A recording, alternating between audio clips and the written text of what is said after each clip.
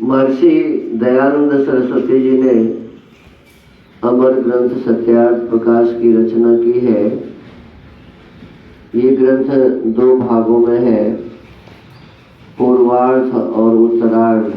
पूर्वार्ध में 10 समुल्लास है और उत्तरार्ध में 4 समुल्लास है। और इस ग्रंथ के अंत में 100 मंतव्य प्रकाश भी है। महर्षि जी कहते हैं कि प्रथम समुल्लास में ईश्वर के ओंकार आदि नामों की व्याख्या है, द्वितीय समुल्लास में संतानों की शिक्षा, तृतीय समुल्लास में ब्रह्मचर्य पठन पाठन व्यवस्था, सत्यासत्य ग्रंथों के नाम और पढ़ने पढ़ाने की रीति, चतुर्थ समुल्लास में विवाह और गृहाश्रम का व्यवहार, पंचम समुल्लास में वानप्रस्थ और संन्यासाश्रम की विधि, छठे समुल्लास में राजधर्म, सप्तम समुल्लास में वेदेश्वर विषय, अष्टम समुल्लास में जगत की उत्पत्ति स्थिति और प्रलय, नवम समुल्लास में विद्या अविद्या बंध और मोक्ष की व्याख्या, 10वें समुल्लास में आचार अनाचार और भक्ष्याभक्ष्य विषय, एकादश समुल्लास में आर्यावर्ती मत मतांतर का खंडन मंडन विषय, द्वादश समुल्लास में चारवाक बौद्ध और जैन मत का विषय, त्रयोदश समुल्लास में ईसाई मत का विषय, 14वें समुल्लास में मुसलमानों के मत का विषय और 100 मंतव्य जो प्रकाश है। कहते हैं कि 14 समुल्लासों के अंत में आर्यों के सनातन वेद विहित मत की विशेषतः व्याख्या इस ग्रंथ में लिखी गई है। स्वामी जी कहते हैं जिसको मैं भी यथावत मानता हूँ।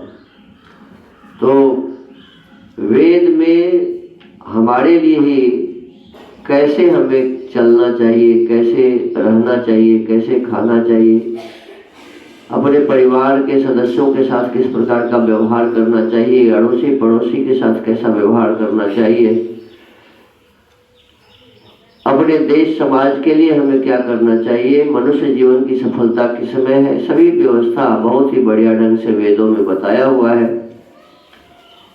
तो इस वेद के मंत्रों के माध्यम से, विचारों के माध्यम से हम अपने जीवन को श्रेष्ठ बनाएं, यह प्रत्येक मनुष्य का कर्म है, कर्तव्य है।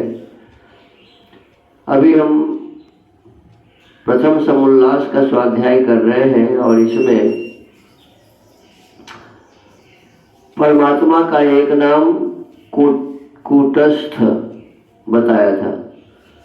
परमात्मा के बहुत सारे नाम हैं। परमात्मा के नाम माता भी है, पिता भी है, परमात्मा का नाम आचार्य भी है, परमात्मा को जगदीश्वर भी बोलते हैं, उनको निराकार भी बोलते हैं, निरंजन भी बोलते हैं, गणेश भी बोलते हैं, गणपति भी बोलते हैं। परमात्मा के बहुत सारे नाम हैं, उसमें एक नाम कूटस्थ भी है। कहते हैं जो सब व्यवहारों में व्याप्त और सब व्यवहारों का आधार होके भी किसी व्यवहार में अपने स्वरूप को नहीं बदलता, इससे परमेश्वर का नाम कूटस्थ है। ऐसा नहीं अभी कुछ हो जाता है, अभी कुछ हो जाता है, ऐसा नहीं होता है। परमात्मा कभी बदलता ही नहीं, एक रस रहता है, इसीलिए वो कूटस्थ है। अब कहते हैं कि परमात्मा का एक नाम देवी है। परमात्मा का एक नाम देवी है। देवी क्या है? तो कहते हैं जितने देव शब्द के अर्थ लिखे हैं उतने ही देवी शब्द के भी हैं। परमेश्वर के तीनों लिंगों में नाम है, जैसे ब्रह्म चितिरीश्वरश्चेति, जब ईश्वर का विशेषण होगा तब देव, जब चिति का होगा तब देवी। इससे ईश्वर का नाम देवी है। देव का मतलब होता है देने वाला। देव का मतलब होता है प्रकाशित करने वाला। तो ऐसे ही देवी का भी ऐसे यही अर्थ होता है। तो देव और देवी, स्त्रीलिंग में देवी और पुल्लिंग में परमात्मा के नाम देव होते हैं।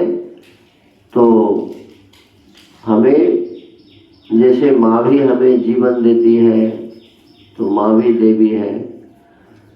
जितनी भी संसार की महिलाएं हैं उनको देवी इसीलिए कहा जाता है कि हमारे जीवन का आधार माँ बनती है।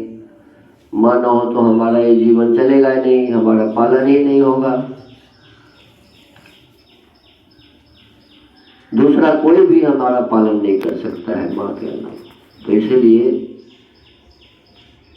गर्भ में भी और गर्भ से बाहर इस संसार में आने के बाद भी वो माँ हमारा पालन करती है, खाती है माँ, और माँ का भोजन हमारे इस भोजन से हमारा ये शरीर बनता है। और जब हम इस संसार में भी आते हैं तो माँ का दूध ही पीते हैं, तभी हमारा काम चलता है। हमारा पालन पोषण करने में जो सेवा माँ करती है वो दूसरा कोई भी नहीं कर सकता। तो इसीलिए माँ का नाम देवी है। तो इस प्रकार से आज हमने जाना है कि परमात्मा का एक नाम देवी भी है। ओम।